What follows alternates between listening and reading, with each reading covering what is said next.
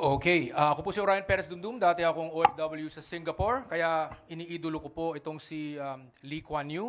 At uunahin ko po na meron akong quote galing po sa kanya at susubukan kong gayahin ang kanyang boses. The Philippines press enjoyed all the freedoms, but they failed the Filipino people.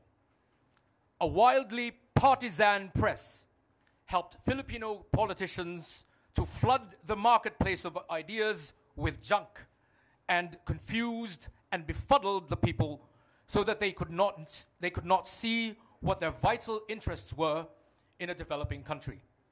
Malinaw po ang kondemnasyon na ginawa ni Lee Kuan Yew sa press ng Pilipinas. Ito po yung press na sinatawag natin ngayon, mainstream media. Marami po talaga ang mga pagkukulang sa mainstream media dahil paminsan meron talagang bias.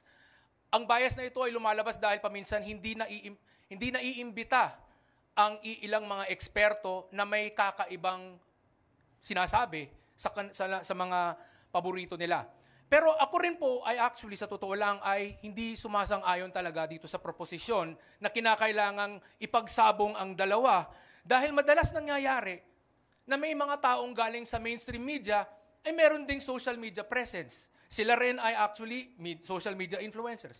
Merong iilan na galing sa social media na later on ay naging tinatawag nating mainstream media anchor, katulad ng isa nating kaibigan na si Richard Heydaran. Alam kong ayaw niyan yung sabihin yung mga pangalan, pero katotohanan po ito at wala po akong sinasabing masama.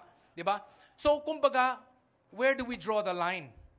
Right now, ako po, so-called social media person, nandito tayo ngayon sa mainstream media. So, ganun. Meron akong mga dating nasulat na na-feature ng the late Carmen Pedrosa sa kanyang PhilStar column. So, naging mainstream media po yung ilang mga sinasabi ko. So, yun lang po. Maraming salamat po.